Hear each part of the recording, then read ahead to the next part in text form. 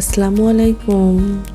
শুভ বিকেলবেলা। এখন বিকেলে নাস্তা তৈরি করব।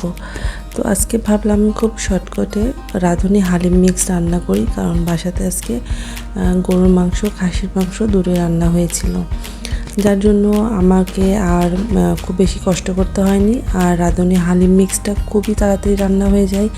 যদিও আমি হালিম খেতে একদমই পছন্দ করি না, কিন্তু আমার হাজব্যান্ড হালিম খেতে খুব বেশি পছন্দ করে।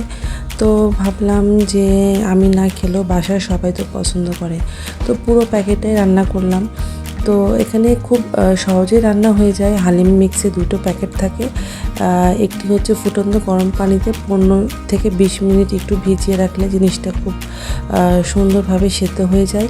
আর এখানে আমি খুব অল্প পরিমাণে পেঁয়াজ দিয়েছি। আর যেহেতু আমার হচ্ছে বিফটা একদম রান্না করাই ছিল, তো আমি সেই রান্না করা বিফটা ছোট ছোট করে একটু হাত দিয়ে ভেঙে নিয়েছিলাম।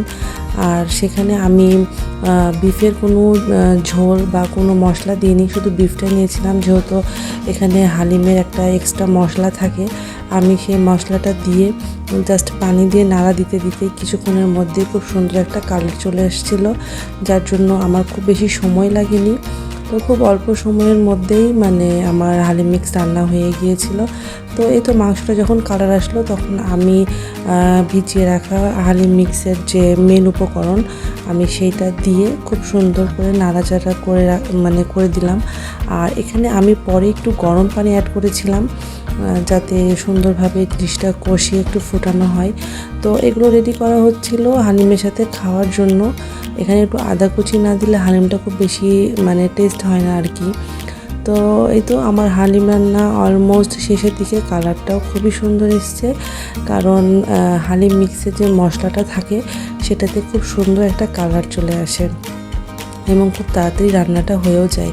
তো রান্নার শেষে আমি এখানে উপরে একটু পেঁয়াজ বেরেস্তাটা একটু ছিটিয়ে দিলাম। এটা দিলে আরও বেশি টেস্ট হয় আর খেতে আরও বেশি সুস্বাদু হয়, যার জন্য উপর থেকে একটু বেরেস্তা ছিটিয়ে দিলাম।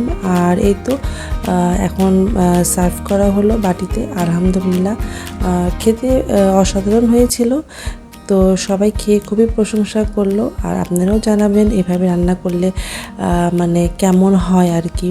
তো অবশ্যই আপনাদের ওপিনিয়নটা জানাবেন। আর আমি আজকে খুব শর্টকাটে বিকালে নাস্তাটা সেরে ফেললাম। আজকের ভিডিওটা এখানেই শেষ করছি। সবাই ভালো থাকবেন, সুস্থ থাকবেন। আল্লাহ হাফেজ।